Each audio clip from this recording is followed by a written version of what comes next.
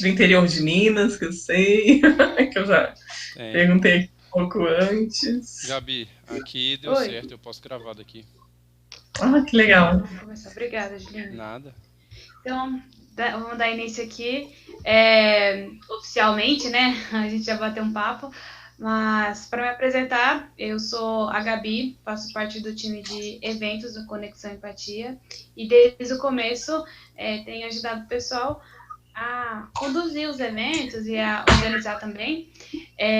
O Conexão nasceu, né, no início da pandemia com o objetivo de conectar pessoas pela empatia, ou seja, se você conhece, sabe de alguma habilidade, quer ofertar alguma habilidade, conhece alguma ferramenta e quer compartilhar com alguém que precisa. Então a gente faz essas pontes. E desde então a gente tem conhecido bastante pessoas legais e fazendo, né, cumprindo nossa missão de conectar o Brasil todo. Hoje, já queria agradecer a Ana Luísa pela disponibilidade, de dedicar um tempinho para a gente de trazer um assunto tão relevante, né, tão importante e trazer o que ela sabe e também tirar as dúvidas do pessoal. Então, muito obrigada, Ana Luísa, em nome do Conexão. Fique à vontade, se tiver. Vou estar aqui no chat dando suporte, se alguém quiser mandar alguma dúvida. Vou mandar também as redes sociais do Conexão. Então, quem não conhece, quer conhecer nossas plataformas, os canais, é bom que a gente consegue chegar a mais pessoas. Né? Então, curte, comenta, compartilha. E passo então a palavra para a Ana Luísa. Boa noite, pessoal. Eu sou Ana Luísa, eu sou educadora financeira há aproximadamente 10 anos e eu estudo esse tema há mais de 15 anos, né? Eu trabalhei muito tempo numa instituição financeira como gerente, né? Gerente de uma agência bancária e eu lidava com grandes investidores e lidava com um público que estava sempre pegando crédito. E isso me motivou a entender melhor esse universo, a entender o que faz diferença para uma pessoa ser organizada financeiramente. E acabei que no meu mestrado na Universidade de Brasília, eu fui estudar justamente comportamento de consumo de empréstimos, né? E esse mestrado foi na psicologia, porque hoje a gente tem um campo de estudos, né, chamado economia comportamental, que reúne não só a economia, como a psicologia, neurociência e outras áreas e campos de estudos para explicar comportamentos financeiros, né, que são muitas vezes tidos como irracionais, mas que ao mesmo tempo são padronizados. E a psicologia tem dado contribuições incríveis, né? É um pouco disso que eu quero compartilhar com vocês. E não poderia deixar de agradecer a esse convite, né, da Conexão Empatia, que é um movimento que tem feito diferença, né? Cada um trazendo sua contribuição. A gente agora já tem aí um histórico muito lindo, né, desse trabalho que vem sendo feito. E quero parabenizar toda a equipe por esse trabalho. Vou compartilhar aqui uma apresentação que eu criei mais como um guia mesmo, né, para o nosso bate-papo, que vai começar falando de perfis psicológicos, né? Eu quero que vocês imaginem a seguinte situação, né? Alguém aqui conhece uma pessoa com uma renda baixa, considerada baixa para um padrão brasileiro, sei lá, alguém que ganha um salário mínimo, um pouco mais que isso, mas que é organizado financeiramente, e alguém que tem um salário maravilhoso, ganha não sei quantos salários mínimos e está sempre enrolado financeiramente. Não sei se para vocês essa imagem é familiar, né? E é por isso que a gente vai falar hoje desse tema, de devedor a investidor. Bom, eu quero falar primeiro sobre esses perfis psicológicos. Todo mundo está vendo essa tela que eu estou compartilhando dos perfis psicológicos? Sim. Não sei se... Estamos sim. Tá? O que acontece, né? Eu expliquei para vocês que eu cuidava de grandes investidores e também fazia muitos empréstimos, né? Uma agência bancária é o que a gente lida ali no dia a dia.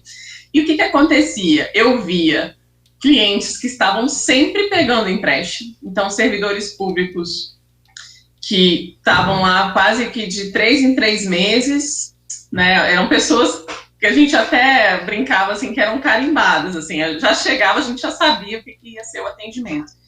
E ao mesmo tempo eu lidava com grandes investidores, e nesse momento grandes mesmo, assim, pessoas que tinham mais de 20 milhões em patrimônio, mais de 5 milhões só de um tipo de aplicação.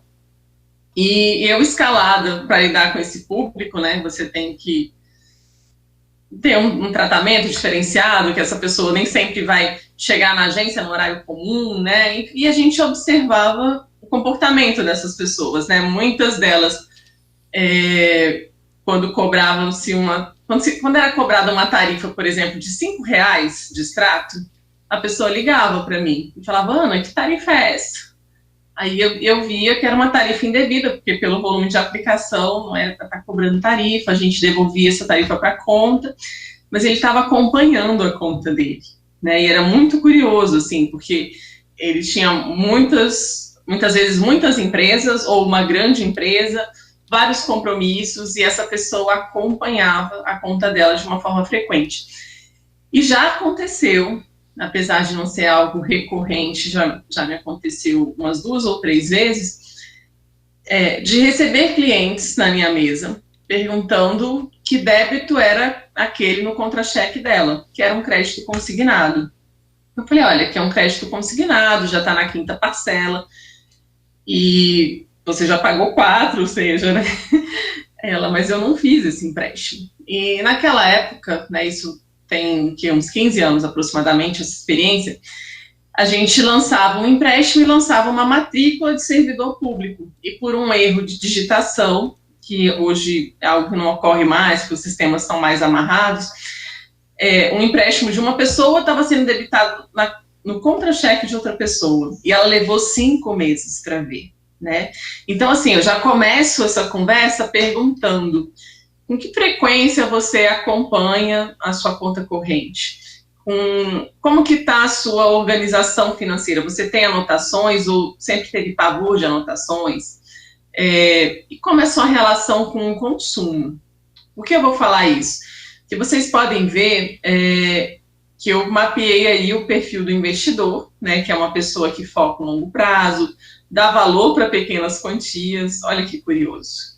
Tem muita gente que eu conheço, eu atendo como consultora financeira, um público com alto poder aquisitivo e muita desorganização financeira, né? Então é muito comum eu ouvir frases assim: Ana, são só R$30, são só R$40, e dependendo do quanto a renda da pessoa vai aumentando, a pessoa vai dizendo: Ana, mas são só R$250, ou são só R$1.200. Ela não dá valor para pequenas quantias. Enquanto aquele grande investidor me perguntava: Ana, que R$5 são esses aqui no meu extrato? Que R$5 são esses? Então, além disso, uma grande diferença são pessoas que focam mais em ativos financeiros. Eu vou falar um pouco desse conceito, não vai ser assim, talvez nem todo mundo vai pegar de cara, mas assim, pensa que ativo é algo que pode te gerar dinheiro. Então, uma pessoa que aluga uma casa, ela tem um ativo, porque essa casa gera um aluguel para ela, ou seja, gera dinheiro para ela. Uma pessoa que aluga um carro para outra pessoa fazer um Uber, esse carro é um ativo, porque ele está alugando e ele recebe todo mês um aluguel desse carro. Uma pessoa que aluga uma máquina de sorvete tem um ativo, porque essa máquina também está gerando dinheiro.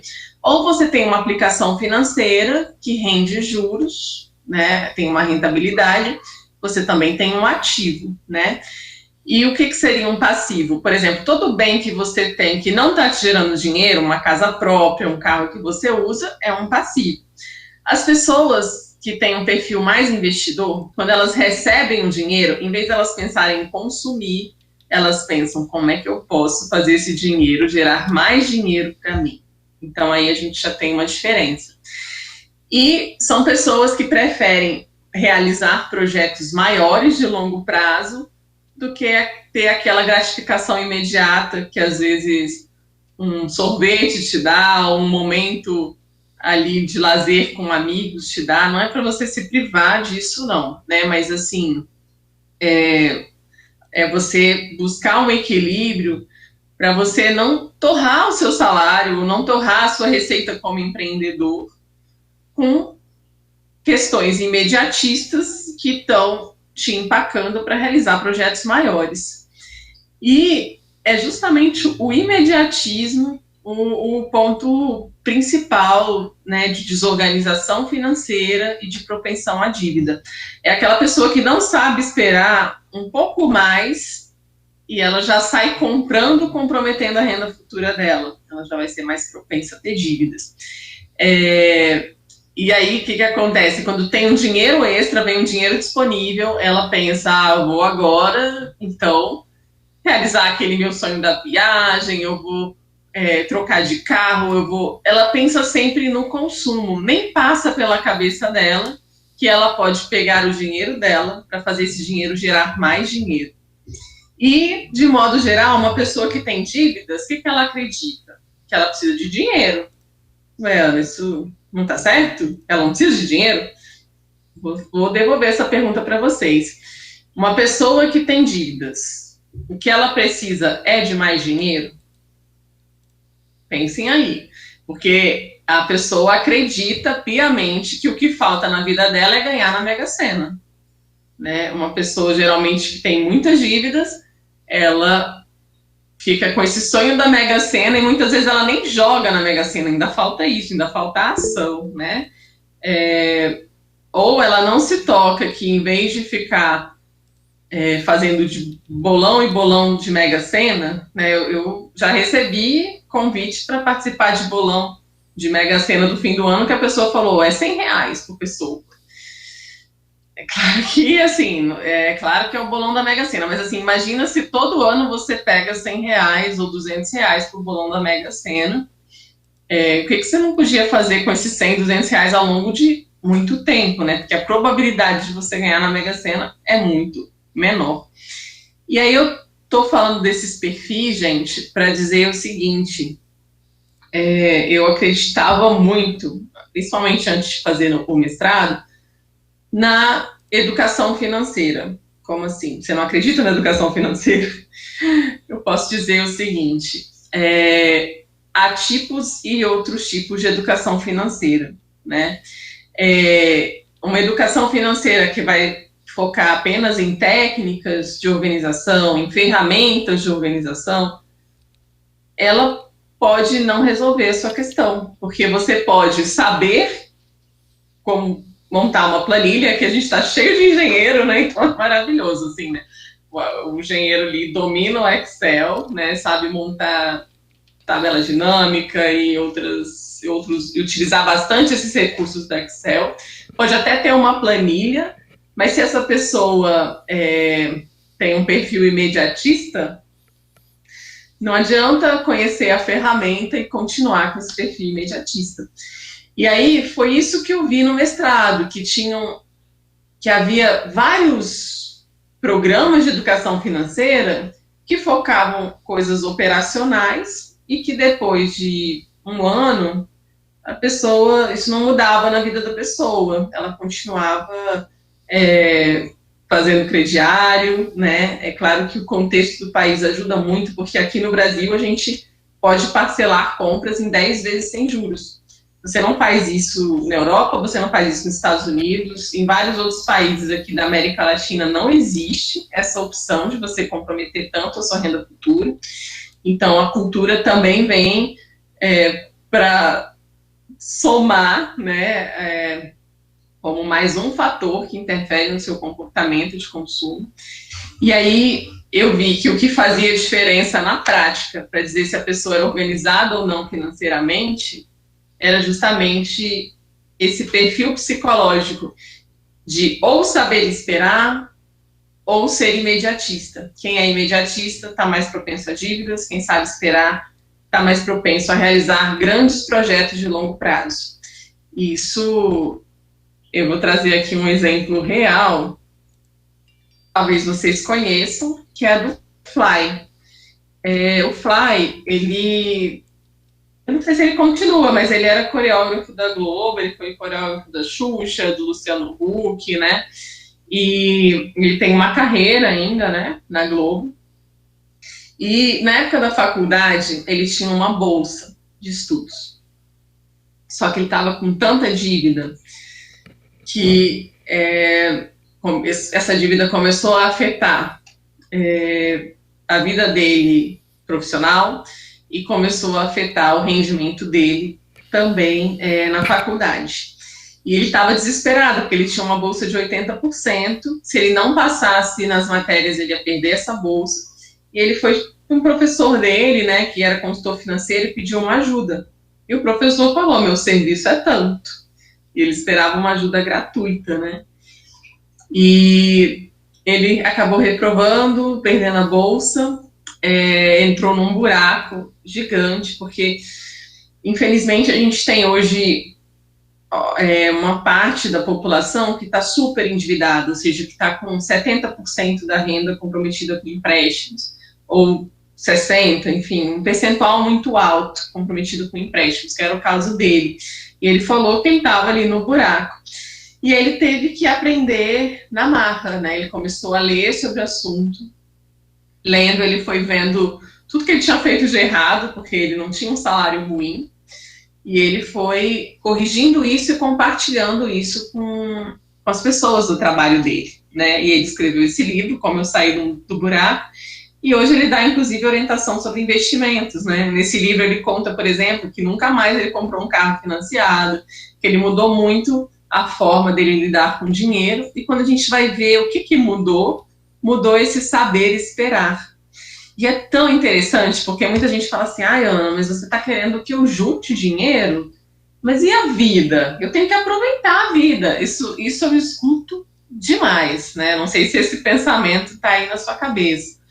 Mas sabe o que é mais curioso? É que os meus amigos, que têm realmente um perfil investidor, e alguns deles já conquistaram a independência financeira, ou seja, eles podem parar de trabalhar, que é a receita que eles recebem mês a mês com os ativos que eles têm, elas bancam todo o estilo de vida deles e ainda bancam reservas para investir nos sonhos que eles têm.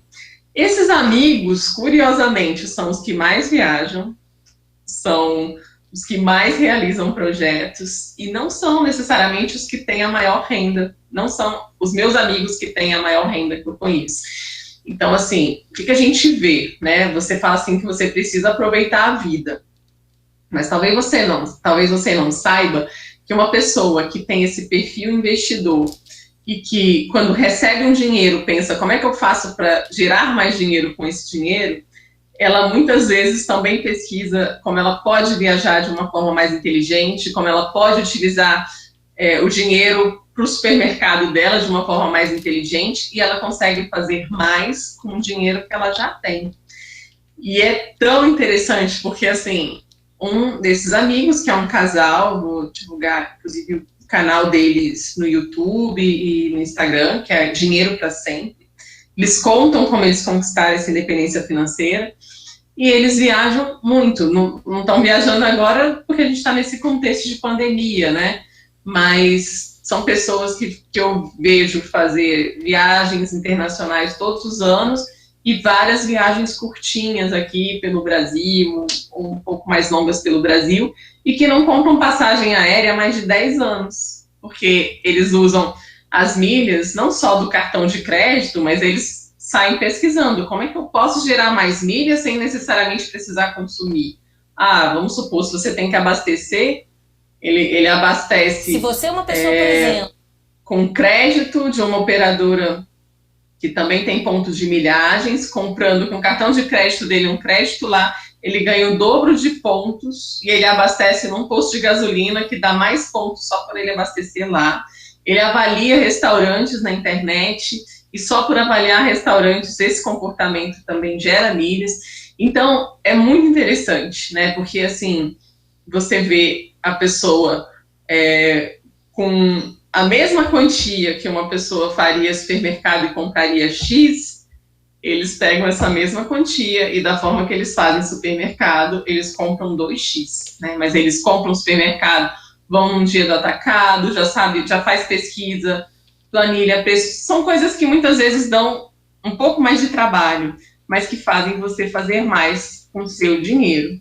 Só que aí você pode estar falando, Ana, isso para mim não é viável, né? Eu estava conversando aqui, né, com um dos participantes, né, da Conexão Empatia, que foi uma pessoa que falou que trabalha 12 horas por dia, né? Então, como é que você pode, numa rotina tão puxada e que ainda estuda, trabalha muito, ainda estuda, como que você vai se organizar financeiramente? Então, vamos simplificar os processos. Por exemplo, os seus compromissos fixos, eles estão em débito automático? Por exemplo, a sua fatura de cartão de crédito já está em débito automático? Se você mora sozinho e tem compromissos de casa, água, luz, telefone, já está em débito automático? Outras coisas que vêm em boleto, você cadastrou o DDA, que também é um sistema que você simplifica ali, já fica muita coisa pré-agendada na sua conta, só para você autorizar. Seus investimentos, você já tem um hábito de receber ou investiu, né? E hoje existem, inclusive, alguns tipos de investimentos automáticos. Tudo que você pode automatizar, você tende a manter. O Guia Bolso, não sei se vocês conhecem, mas ainda é um aplicativo de finanças líder no Brasil. E o que o Guia Bolso tem de tão especial?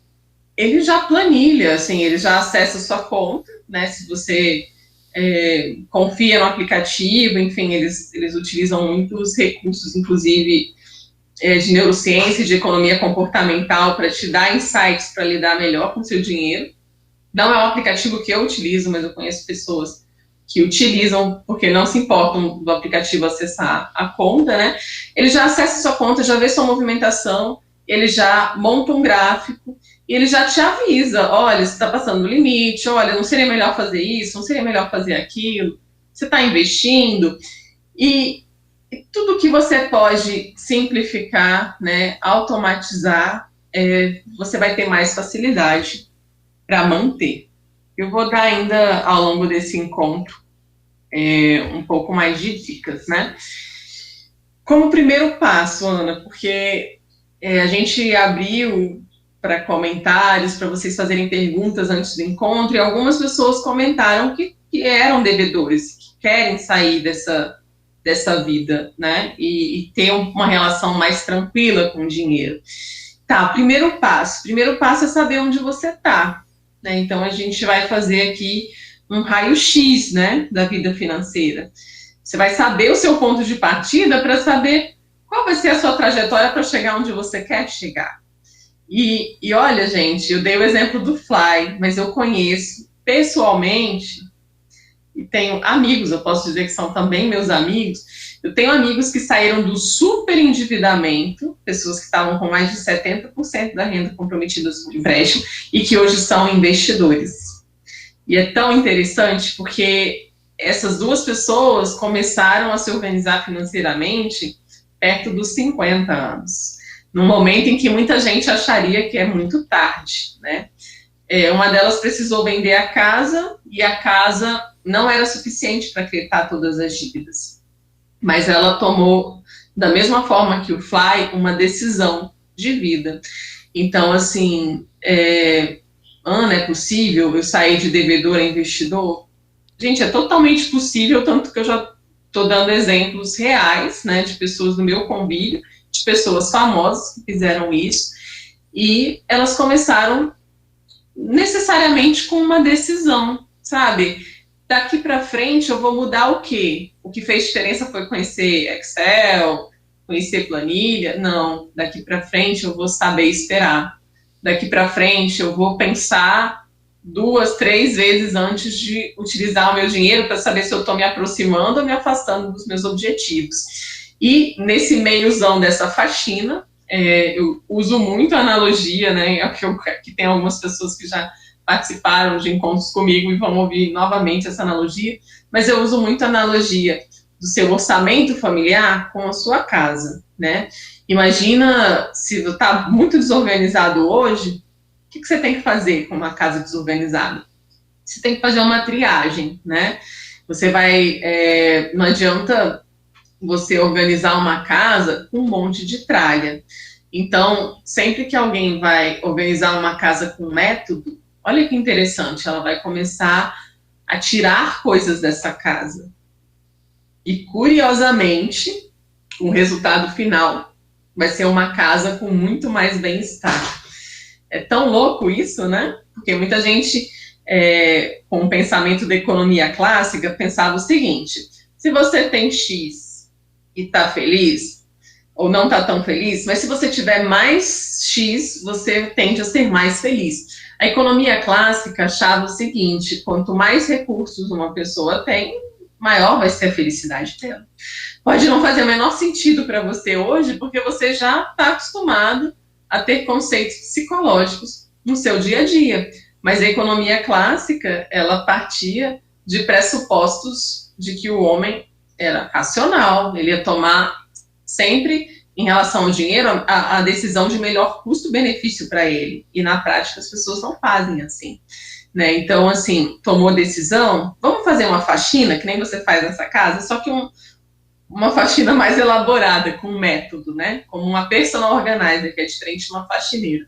A personal organizer chega, faz a triagem, o que a gente vai doar, o que você precisa consertar, o que você realmente vai ficar. E ela até brinca, quanto menos coisas, mas que são coisas que você mais gosta, mais a sua casa tende a se manter organizada. Se você tem excessos, é difícil manter uma casa organizada com excessos, né? Você não tem onde guardar tudo, né? E olha que curioso, a personal organizer também começa a criar a casinha de cada objeto. Então, se eu pego esse lápis, a gente vai criar um local que na hora de devolver esse lápis, eu vou devolver sempre para o mesmo local, que seja, por exemplo, um porta-lápis, né?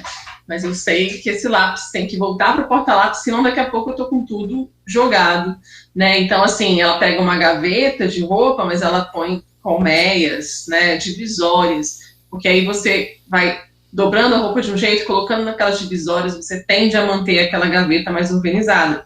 No meu trabalho, a minha gaveta tem um organizador, né, de metal, que tem um lugar para lápis, um lugar para borracha, um lugar para outros objetos, e aquilo ali, por ter aquele local, né, se mantém mais organizado. E quando a gente organiza o orçamento, gente, a gente faz isso, a gente cria caixinhas, né? Eu estou criando a caixinha do supermercado para dizer, ó, meu dinheiro do supermercado é esse. E aí, caixinha da educação, ó, vou separar tanto por mês para minha pós-graduação, para minha educação, e vou separar tanto para lazer. Você não pode abandonar, assim, chutar o balde e falar assim, não vou usar nada para lazer. Porque você precisa do lazer. Você pode pensar em formas mais acessíveis de lazer, você pode colocar um valor limite para lazer. Mas se você não coloca um tempo para você também se divertir, você tende a compensar num consumo descompensado, a usar esse dinheiro num consumo impulsivo, né? E aí, nesse primeiro passo que eu falei, é fazer um raio-x, ver o que você tem de patrimônio, de bem, de automóvel, né? Você tem também algum objeto de valor, seu computador, né? Tem gente que é designer e só usa equipamentos da Apple, né? Isso tem um valor, é um bem, né? Então, coloque isso aí no seu patrimônio. E anota também as suas dívidas. Financiamento imobiliário, financiamento de carro, empréstimo. Você está devendo também algum familiar, você tem contas em atraso. Então, assim, estou falando que a gente vai organizar esse orçamento como quem organiza uma casa. A gente tem que saber o nosso ponto de partida, e é avaliar primeiro patrimônio e dívida. Tá, avaliou patrimônio e dívida? Eu recomendo que vocês anotem. É obrigado, Ana, anotar? Tem gente que anota e só serve para aumentar o desespero dela, aquela anotação, que ela fala, ai meu Deus, a conta não fecha. Eu gosto da anotação como uma ferramenta de autoconhecimento. Por quê? eu já falei que eu dou consultoria para muitas famílias, né? E muitas delas têm um poder aquisitivo altíssimo. Aqui em Brasília a gente tem servidores públicos, enfim, né, com salários elevados, tem promotores, a gente tem médico que, além de trabalhar na rede pública, tem um consultório. Então, em média, eu atendo famílias que têm uma renda mensal líquida, ou seja, depois de todo o desconto de imposto e tal, uma renda entre 20 mil e 30 mil líquido, às vezes até mais, 40 mil líquido. E aí você pensa assim, nossa, mas é muito mais fácil ajeitar um orçamento quando você tem muito dinheiro. E aí que eu quero que vocês tenham a seguinte lembrança desse encontro. Não é quanto você ganha, mas é como você administra. Vocês podem ter certeza que para um pai que ganha 25 mil líquido junto com a esposa e tem 3 filhos em escolas particulares, que só a mensalidade da escola é 3 mil para cada um, para ele é muito difícil. Aqui em Brasília, por exemplo, as escolas particulares têm um valor bem mais alto. Se você quiser a escola com mensalidade de 8 mil reais, aqui temos, né? E aí, para um pai é muito difícil pensar que o filho dele vai sair de uma escola de 3 mil, às vezes, para outra de 2, sabe? Só quem é pai para saber, né? Assim, ou então você falar para um pai que ele vai ter que tirar o filho dele de uma escola particular e colocar na escola pública, porque o orçamento dele não comporta. Então, assim, o que eu quero que vocês saibam é que não é quanto a pessoa ganha, é realmente o que você está priorizando, né? Porque, da mesma forma, tem gente ganhando um salário mínimo e dando show no orçamento, porque sabe até quando vai no supermercado, o valor da conta de luz, o valor da água, o valor da internet, o valor de juntar para realizar e comprar outras coisas, né? E eu falo isso com muita propriedade, porque eu tenho família grande, né? E uma família grande você tem pessoas com um bom poder aquisitivo e outras, né, que não prosperaram tanto financeiramente. E eu vi tios meus, irmãos, né? Um que tinha posto de gasolina que valia mais de R$1 milhão, no fim da vida não ter nada, porque se endividou. E uma outra tia minha que até hoje recebe um salário mínimo do INSS e ela tem uma casa própria com 3 quartos. Você chega lá, ela sempre tem um bolo e é uma casa cheia de fartura, um almoço delicioso. E você fala, meu Deus, que mágica é essa, né? E muitas vezes é esse estar disposto a cuidar do seu dinheiro, né? E estar disposto a repensar cada um desses itens dessa planilha de orçamento, né? E estar disposto a pesquisar outras saídas, porque, como eu falei, como eu atendo famílias que estão endividadas, eu tive que chegar para uma delas esse ano e falar, olha, esse inglês aqui, né, para 3 crianças, que tal suspender por 1 ano, né? Depois elas vão voltar e já vai liberar X reais do seu orçamento.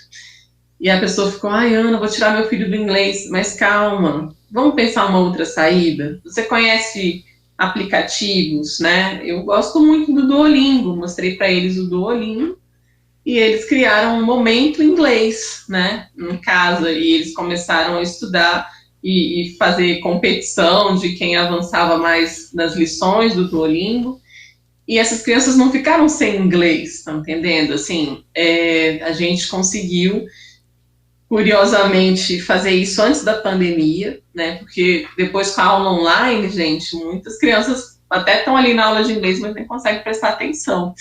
E eles conseguiram, de uma forma ali criativa, fazer algo que é temporário, porque muitas vezes a gente falou, Ana, eu tenho dívidas, como é que eu quito essas dívidas, né?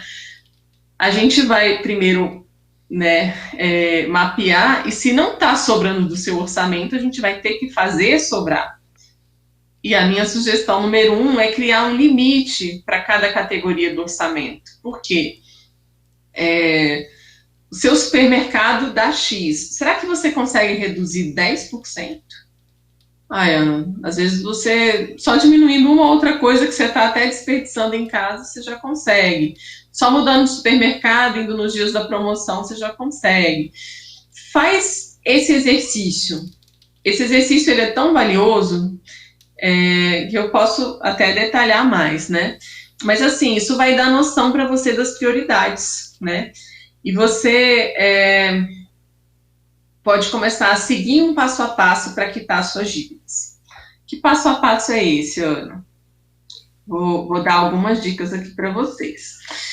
Fez um levantamento das dívidas, né? Que foi esse número 1. Eu posso também, quem está anotando também, eu posso compartilhar esses slides, né? Para quem quiser acessar depois.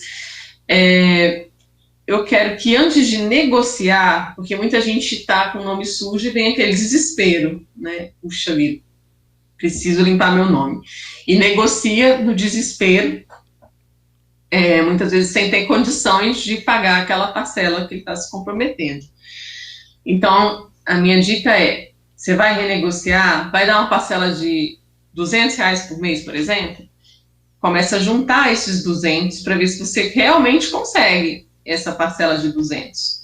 Ah, não, Ana, posso até 400. Então, junte esses 400 para ver se você realmente consegue essa parcela de 400 para quitar. Por quê? Muitas vezes, se você está utilizando todo o seu salário para quitar, por exemplo, fatura de cartão e não está dando para você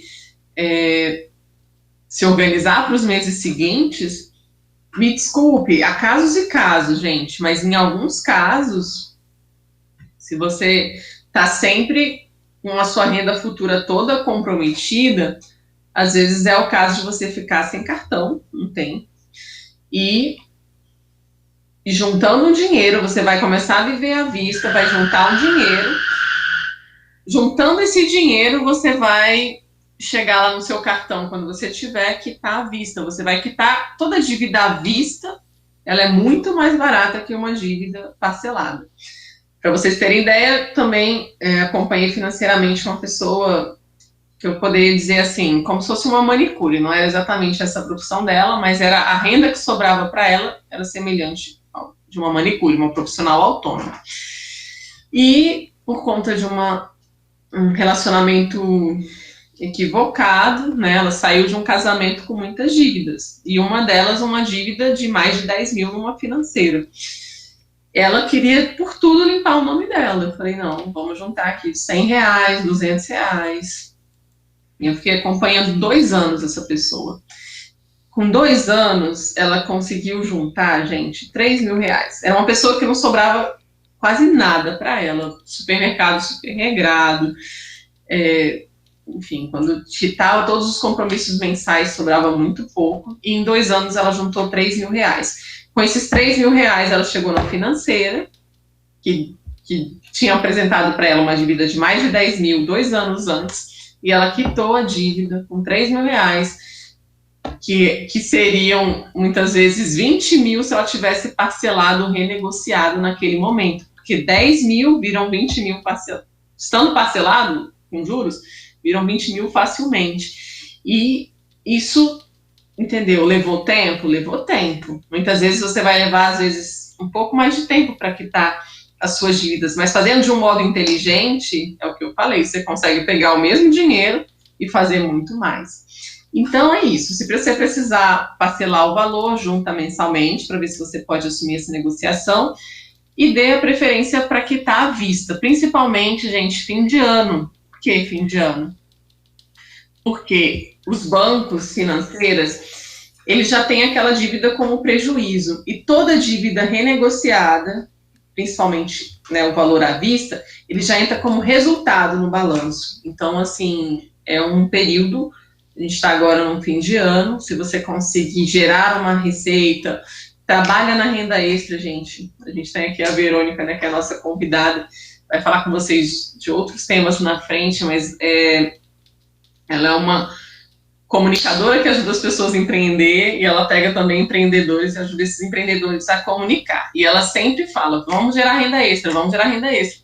E só nessa movimentação eu já vi, né, faço parte do que a Verônica lidera, já vi muitas pessoas conseguirem criar negócios e gerar receitas muito interessantes. Não desvaloriza a renda extra e não tenha pressa. Porque muitas vezes na pressa de limpar o nome você faz uma má negociação. Então, tem um outro método que eu vou só comentar, que chama método bola de neve. Ele não é o mais inteligente do ponto de vista financeiro, mas do ponto de vista psicológico ele ajuda muita gente a sentir que está avançando. O que é? Relacionou todas as suas dívidas, pega aquelas menores e vai quitando da menor para maior, porque você vai se animando pelo processo de estar quitando essas dívidas, isso vai te dando ânimo para seguir melhor nesse processo. Tá. Quitou as dívidas, vamos falar de investimentos, né? Muita gente acha que para investir tem que ter muito dinheiro. E eu quero que vocês saiam daqui com uma ideia diferente. Da mesma forma que aquele investidor que tinha 5 milhões dava valor para R$5 no extrato, pode ter certeza que você pode também começar do pouquinho, passar a dar valor a esse pouquinho e ir se aproximando das suas metas e objetivos. Por que eu falo de metas e objetivos? Porque muita gente que eu atendo que está endividado, quando eu peço para a pessoa relacionar os sonhos, ela nem sabe o que ela quer. Ela fica tentando tirar da cachola, vamos dizer assim, tentando tirar, né, de um chapéu, assim, do mágico, ideias do que ela quer. Ela não sabe o que ela quer. E não saber o que ela quer explica muito por que ela está naquela situação. Por quê? Pensa o seguinte, pensa um adolescente que quer muito um PlayStation, né? Ele quer muito esse PlayStation. Imagina que esse adolescente recebe uma mesada aí de R$30. Se ele realmente quiser muito, ele vai direcionar quase 100% do dinheiro dele para realizar aquele desejo. E eu falo isso porque eu dou treinamentos e muita gente falou assim, já aconteceu de um adolescente falar, Ana, eu comecei a vender Fini na escola, minha mãe me deu uma caixa de Fini, dessa caixa que custava na época R$12, hoje é claro que custa mais, ela com esses R$12 ela fez 20, comprou mais Fini, vendeu, fez 30, em cerca de 4 meses com esse dinheiro de Fini na escola, que ela vendia para os colegas, ela conseguiu comprar um PlayStation. Então, assim, olha a vontade, né, desse adolescente. Então, se você tem um sonho, você precisa explorar esse sonho, você precisa visualizar esse sonho, você precisa escrever. Eu escrevo na minha geladeira, às vezes eu ponho post-it aqui no escritório, com o que você quer. Por quê? Se você não sabe o que você quer, fica muito fácil se deixar levar pelas propagandas, fica muito fácil. E hoje tudo é mapeado, gente. Você pega o seu Instagram, você tem publicidade direcionada para o seu perfil, você abre o computador, vem anúncio direcionado para o seu perfil. Você precisa ter muita clareza das suas metas para saber a cada valor que você está consumindo, você está se aproximando desses objetivos e metas ou você está se afastando? E essa frase, inclusive, você pode botar num post-it no seu cartão do banco, né? Porque a cada compra no seu cartão você vai ver essa frase. Eu estou me aproximando ou me afastando dos meus objetivos, né?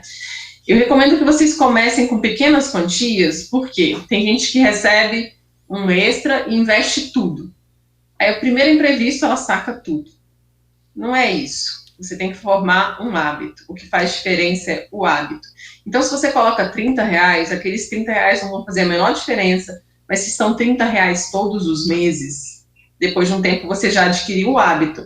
É como fazer caminhada todo dia. Você pode começar com 15 minutos e depois de um tempo você fala, se eu ando 15, eu posso andar 20. E da mesma forma, se você investe 30, depois você põe 50, depois você põe 100.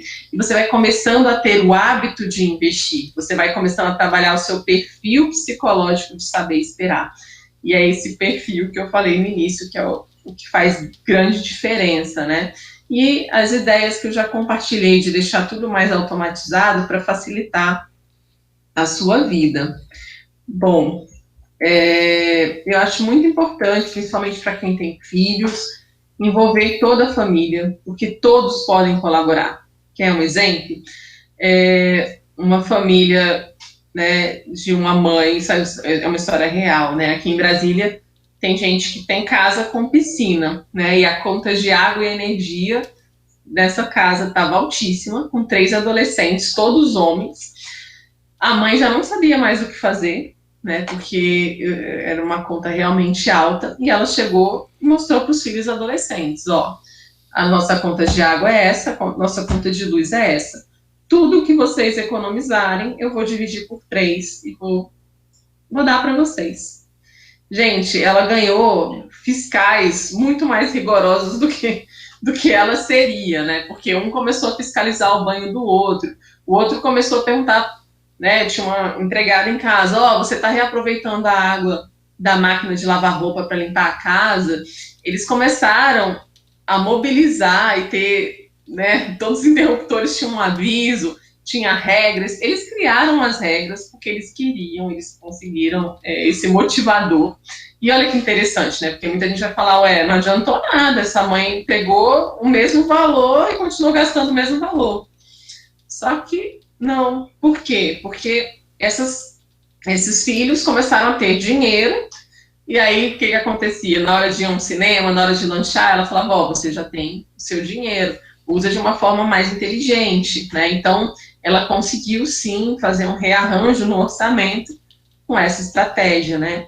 Eu recomendo uma lista dos desejos com criança, isso é excelente, porque assim, muitas vezes a criança entra numa loja de brinquedos e ela quer tudo naquela hora, né? Será que ela quer aquilo mesmo? E se ela tiver uma lista dos desejos, para ela ver o que ela quer mais, né? Para ela ter um pouco de noção do que ela quer de verdade, do que é aquele querer passageiro. Você pode dificultar hábitos negativos, por exemplo.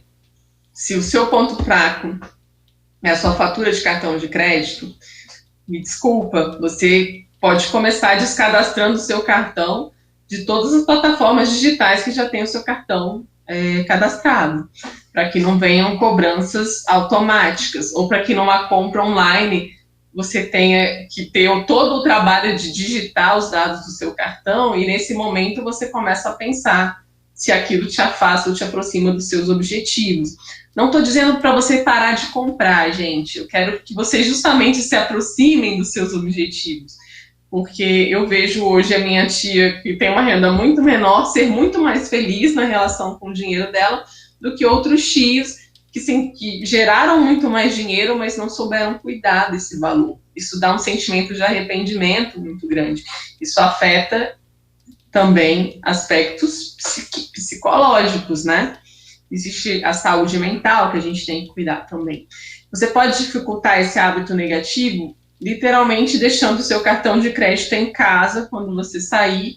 E é claro que numa pandemia a gente tem que ter cuidado, né? A gente não está usando mais dinheiro. Mas quando você tem dinheiro mesmo na carteira, principalmente com notas maiores, você pensa mais antes de consumir. E você pode facilitar hábitos positivos.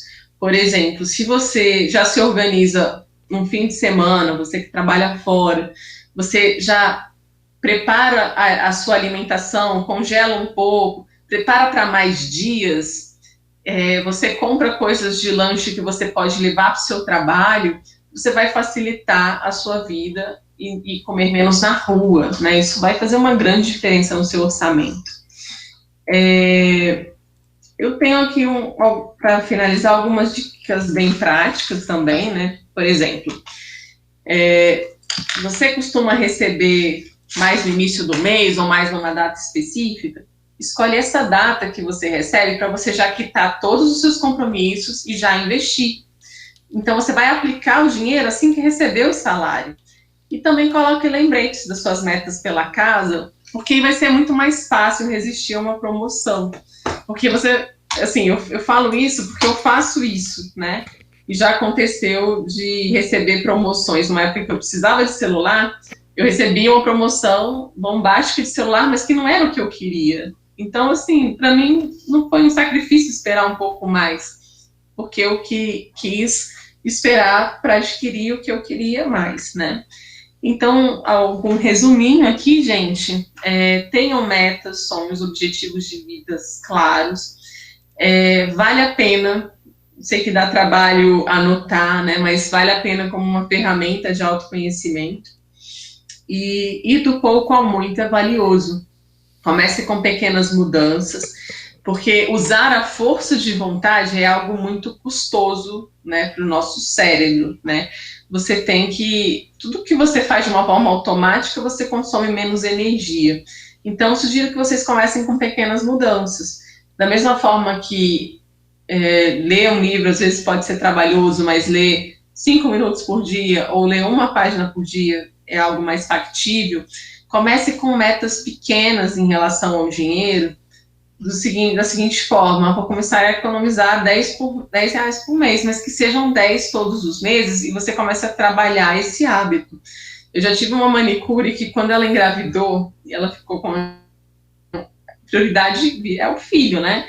Gente, de verdade, ela economizava R$ 10 por dia de trabalho. Era surreal. Ela tinha a caixinha, ela trabalhava, no fim do dia ela economizava R$ 10.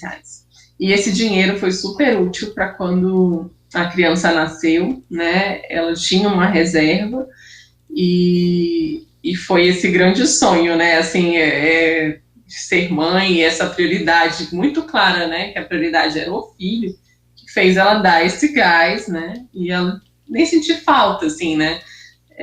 Ela já levava a comida dela, ela já criou as estratégias dela para usar o dinheiro de uma forma mais coerente com o que ela queria. E ela tinha a ferramenta dela, que era a caixinha, né? Ela já juntava naquela caixinha. Depois de um tempo, é claro, vale a pena botar na conta, né? Mas você precisa ter ferramentas para te ajudar, né? A caixa era uma ferramenta? Era. Mas vocês, que muitos são engenheiros, né? Uma planilha de Excel é uma excelente ferramenta. Um aplicativo de celular é uma excelente ferramenta, né? Então, o celular está na mão ali o tempo todo. Eu recomendo, se você acha muito difícil anotar, coloca a meta de anotar 5 minutos por dia. Vai ter dia que você nem vai ter o que anotar, porque você nem vai ter comprado nada, mas vai ter dia que você vai falar assim, só 5 minutos. Você já vai lembrar no dia o que você fez. Hoje tem gente que anota no dia seguinte o consumo do dia anterior. Enfim, 5 minutos por dia, depois de um tempo, vira automático e fica simples. Tudo que a gente torna um hábito é o menor esforço possível, né?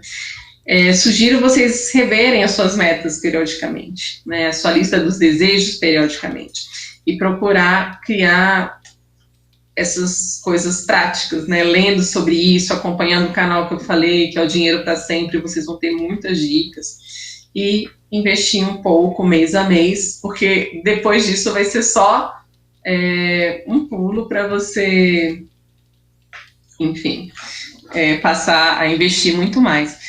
Gente, aqui tá bem clarinho, mas tem meu Instagram, né, @ana.luiza_marinho. Aqui tá mais claro, vou até aumentar aqui para quem quiser me acompanhar nas redes sociais, assim tá mais claro.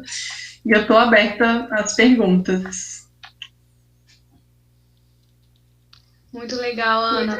Todos esses exemplos práticos, né, ajuda a gente a visualizar e a pensar em como substituir hábitos ruins por bons hábitos, né, no dia, principalmente no dia a dia, que às vezes a gente se perde aí a falar, é só hoje ou só amanhã.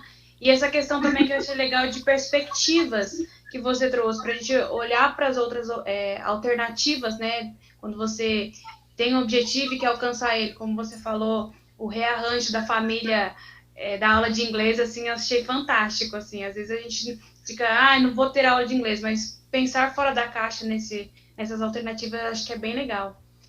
Bem legal, Se o né? pessoal tiver dúvidas, se quiser mandar no chat ou abrir a câmera e o microfone, fica à vontade.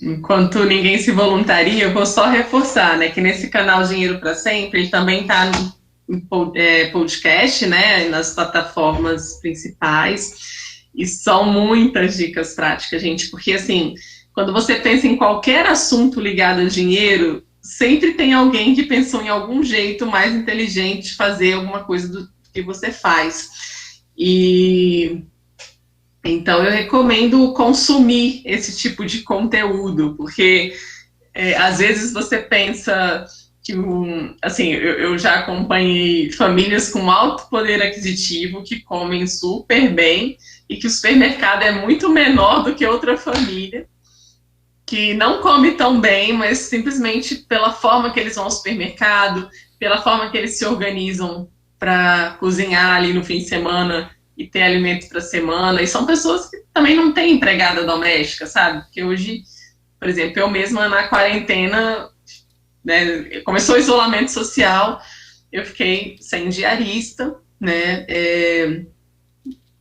Por uma opção pessoal também que a pessoa tinha. Eu tenho uma renda regular, né? Eu continuei cumprindo ali aquele compromisso financeiro, mas eu não queria a pessoa na minha casa porque eu estava ali um pouco assustada, né? E aí eu tive que reaprender, né?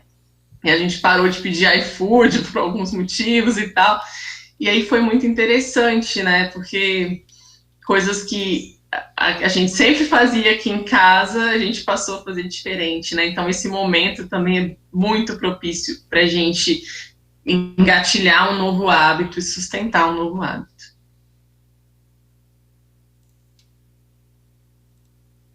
Nossa, Ana, uma coisa que você falou aí, que para mim funcionou, eu só consegui começar a aumentar patrimônio e me organizar quando eu comecei a colocar meta e objetivo tangível.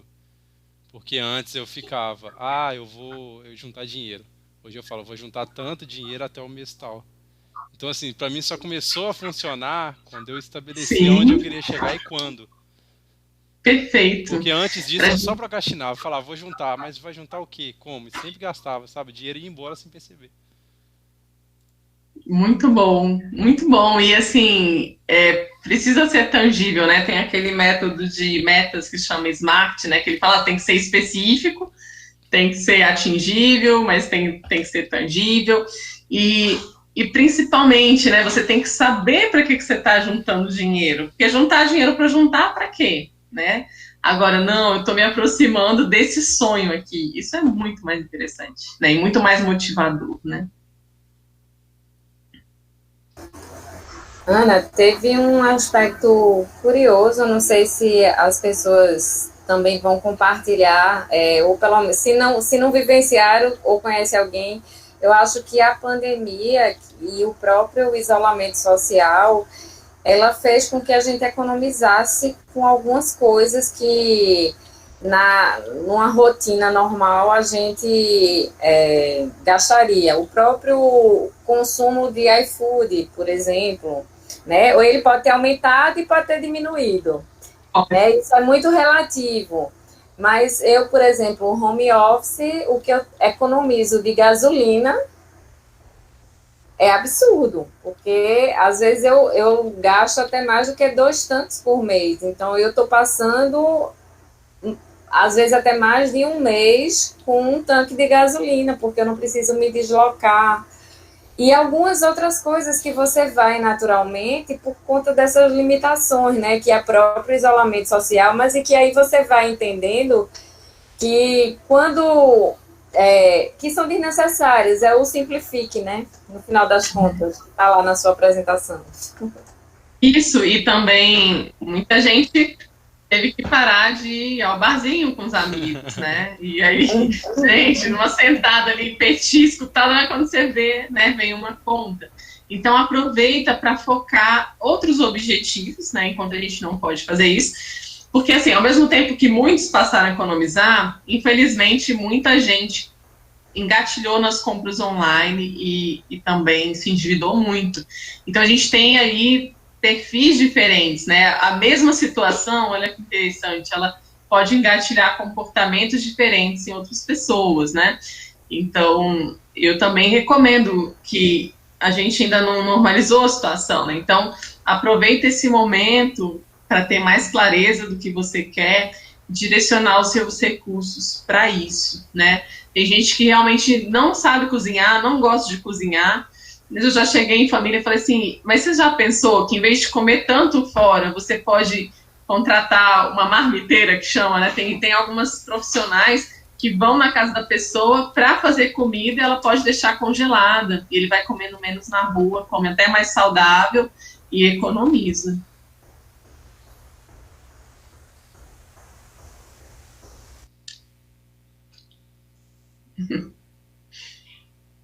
Exatamente, muito bom. Se mais alguém quiser complementar, a gente encerra, que a Ana também tem aula ainda hoje, né, Ana? Tenho, daqui a pouquinho. Eu mandei o Instagram da Ana no chat também, então se alguém quiser conectar e trocar informação com ela, fazer, né, essa conexão e entrar em contato com ela, fique à vontade também, né, Ana? Isso mesmo. E para quem tiver interesse, assim, eu tenho um curso com a Verônica, né, chamado Tic Tac do Dinheiro. Ele tem um custo-benefício bem interessante, assim, a gente fez a primeira turma em setembro e foi muito legal, assim, são 4 encontros, né, as aulas ficam gravadas e para um investimento de menos de R$100, né, a maioria dos alunos, todo mundo que assistiu a aula todos os dias recuperou isso na renda extra, porque a gente gera uma atividade por semana. Teve gente que abriu o negócio por conta disso. A gente foi usando alguns incentivos, né, para incentivar mesmo mudança de hábito. Incentivo para incentivar ficou redundante, né, mas assim, acompanhando aí a gente nas redes sociais, aí na próxima turma vocês vão ficar sabendo. E estou à disposição, gente. Se tiverem alguma dúvida, quiserem me mandar no particular, no direct do Instagram, eu estou à disposição. E agradeço aí o convite da Conexão Empatia. Pessoa aqui no chat agradecendo também, Ana, pelas dicas, agradecendo pela conversa. E eu também, em nome do Conexão, mais uma vez agradeço. Muito obrigada por disponibilizar o tempo, né, e por trazer para a gente um conteúdo tão relevante e essas dicas, assim, que com certeza vão nos ajudar e ajudar muita gente que tem a ter essa noção do dinheiro, né. Então, mais uma vez, muitíssimo obrigada pela troca, por todo o conhecimento que você compartilhou com a gente e obrigada por fazer parte do movimento e da conexão. Eu que agradeço. Então, acho que é isso, pessoal. Se alguém... mandei de novo, né, vou mandar aqui as informações do Conexão, para quem não conhece. E a foto da Silvinha, né, todo evento ela gosta que a gente tire uma fotinha. Então, se vocês quiserem abrir a câmera aí e a gente tirar uma foto... Que legal, vou querer essa foto também. Então, mas aí o pessoal foge, tá vendo? Aí já vai saindo. Vou já dar um print aqui.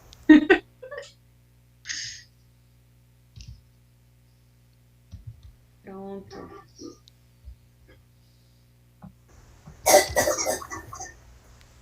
Ana, querida, obrigada mais uma vez, viu? Pela gentileza, por essa forma de passar com tanta tranquilidade um conteúdo tão necessário para a gente. Gratidão mesmo. Eu que agradeço, Silvinha. Obrigada pelo convite.